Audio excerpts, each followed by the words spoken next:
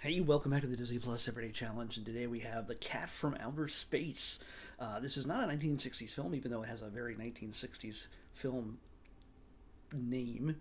Although it works for movies that are set in the 70s as well. And this is a very, very 70s film, in the Disney manner anyway. Anything that might be Vice is very handled very casually, like gambling and things like that. Oh, but I'll get to that in a minute. This is obviously about a cat from outer space. Well, it's about an alien that looks like a cat from outer space, crash lands on Earth, and has to figure out a way to get home, to repair his ship and get it back up to flying within a certain period of time.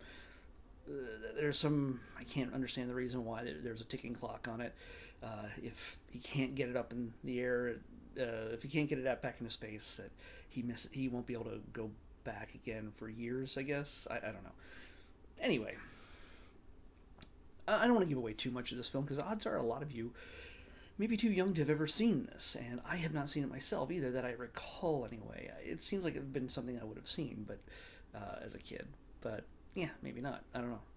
It didn't seem familiar, although the actors throughout it, yeah, I recognize them. Speaking of which, Ken Berry plays the lead. He plays Frank. Yes, Frank. He plays Frank, who's a scientist, theoreticist, a physicist, theoreticist kind of guy, who is at first brought in to meet with the top minds in this meeting to discuss this crashed spaceship that they've found without the pilot, who is that guy. Uh, but then he's immediately kicked out. Well, he's kicked out because his ideas are a little bit too weird, and he kind of ticks off the general, played by Harry Morgan, aka Colonel Potter from MASH. So, again, very 70s. Ken Berry plays him. You might recognize him from F Troop and a bunch of other stuff. He's done tons of other things. By the way, speaking of, this is a very 70s thing, and it's also kind of a MASH thing because McLean Stevenson also is in this movie. He played Colonel Blake, Henry Blake, before Colonel Potter was leading the MASH unit. And this happened. This movie happened was shot and released right about the time when they changed colonels at the MASH unit. So yeah, it's kind of weird that they're both in this at the same time, at a time when MASH is in its heyday, like hugely popular. I'm going to come back to some other iconic television things that are mixed into this in a moment. Roddy McDowall is also in this. Who is this? He's a Disney standard. He's in so many Disney things. So yeah, he plays a spy who is working for a mysterious organization that is trying to sneak some information about this crashed spaceship. Again, they first thought it was the commies, but if it's an alien ship, they surmise where's the pilot, where can we do, what we can do, what can we do to find out what's going on here. But a lot of that stuff is sort of thrown to the back of the movie, including the stuff involving the villain, like the big bad villain in this. He doesn't even appear until like the second half of the film, maybe even the last 40 minutes of the film. I can't remember when we first saw him. I think they made this movie and they kind of thought, well, we got to do something that's pretty crazy and cool to finish this off. It's it's a movie with a space alien. Sure, it looks like a cat, but gotta make this big. It's just because the ending does not fit the rest of the film. It has an aerial fight, not with a spaceship, but between a biplane. I mean, literally a gutted, busted, early 1900s biplane versus a helicopter. So, yeah, it's crazy, and it's shot on a soundstage with a blue screen at the time, and it's also shot in an outdoor studio stage in a sense, so you can have the actors, interacting while on the plane and the helicopter. So, and then there's also real stunt footage of these two flying instruments interacting. By the way, I have to mention this. My friend Jackson has started rewatching the A Team recently, and he's noticed there's a ton of like crazy low flying helicopter chase scenes in the A Team. There's always the van, and there's always all people crashing and flipping cars and that stuff. But back when the A Team was in its heyday, they were doing all sorts of stunt chases, and they involved helicopters. And those helicopters were flown by Vietnam veterans, maybe even Korean veterans. I'm not sure. Veteran pilots, helicopter pilots, who knew how to fly in low and close and pick up people, drop off, and do all that stuff. They were skilled pilots, and they got jobs working for the A Team. And I do not doubt for a second these same guys worked on this freaking movie, because it's shot in the same areas. If you watch an episode of the A Team, odds are these chase scenes took place in the exact same spots they shot this chase scene, at least the low level stuff. But yeah, it's some crazy stuff. So yeah, so this also has a 1970s attachment to the A Team, and at the very and again, this is not really ruining it, but there's a judge that's in this movie, played by the guy who played Boss Hogg on The Dukes of Hazzard. So another 70s TV connection. They just stacked tons of TV actors, but from the 70s. And of course, by the way, the lead female, the only female in this entire movie, is Sandy Duncan, who is a comedic icon in her own right from the 70s and 60s. But yeah, she's underutilized in this, except as a damsel in a sense, and also, like she seemed to be extra in certain scenes that could have been handled by, like a different character. Like she wasn't necessary, but she was. It was either that or have it just a movie full of dudes. So, anyway, she's underutilized for who she is, but it's still good to have her in there. So we got Frank Berry, got Sandy Duncan, Harry Morgan, Roddy McDowell, McLean Stevenson, the guy who does the voice for the cat. Yes, in the past I have said that I hate movies where the animals talk, well, at least when their mouths move, like, hey, how you doing? I'm a dog. I really hate those movies. But thankfully, we have a very familiar voice in Ronnie Shell. He's done tons of voices. Sorry, there's something in my eyelashes. He's done tons and tons of voices over the decades, and you'll recognize his voice immediately if you've watched stuff from the 60s and 70s and 80s. Pretty sure the 80s. He plays the voice of Jake. That's the name that the cat is given by Frank, even though he has a very alien name. But we call him Jake in the movie. Who am I in this movie? No. They call him Jake.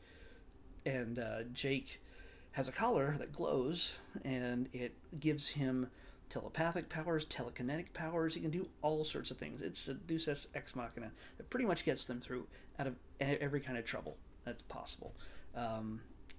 Again, I've really told you way too much about the movie, but still, I think you still can appreciate this. You have to see it to understand it. I actually really like this movie.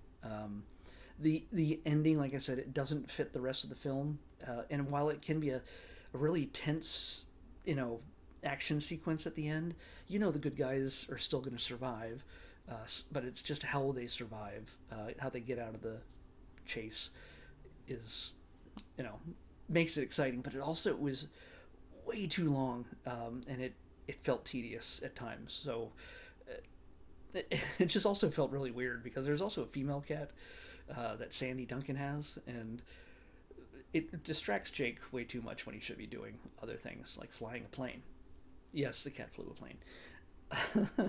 So yeah, he has all sorts of powers, and there's a side story, not a side story, but they have to get an element that will help the ship fly again, and guess what? It's something that we recognize. It's gold. And, gold isn't cheap, even in 1978. So they have to. They have to. They have to.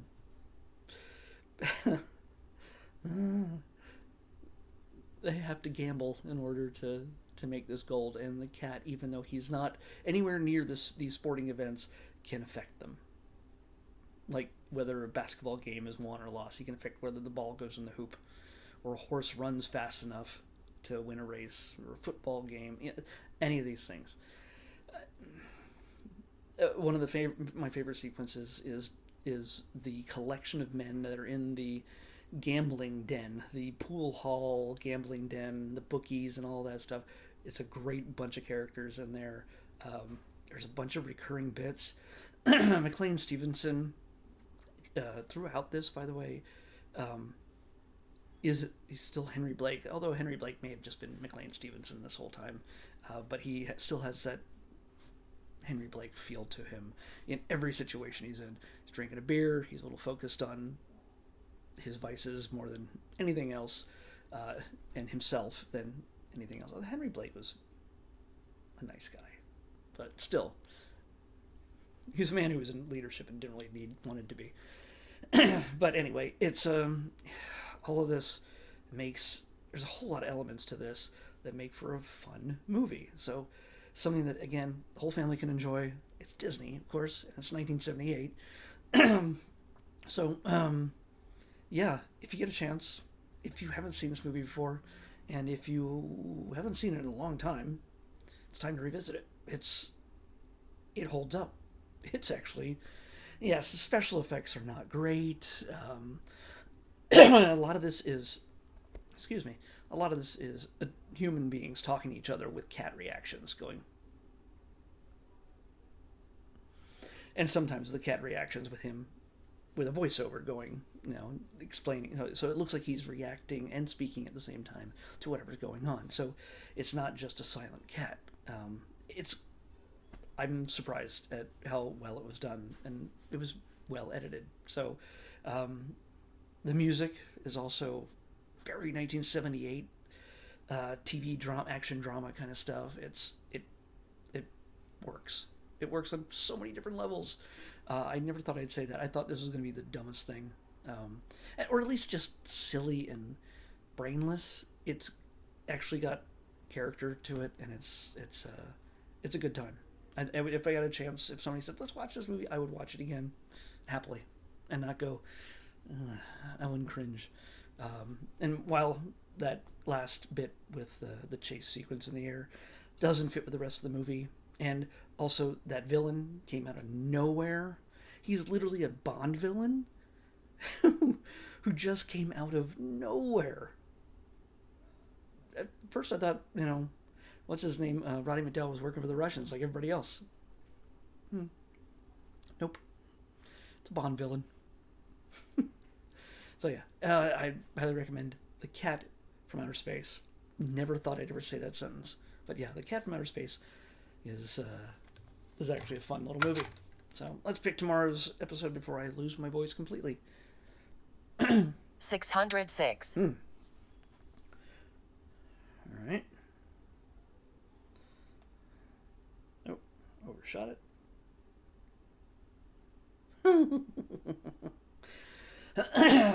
Excuse me. Oh, man.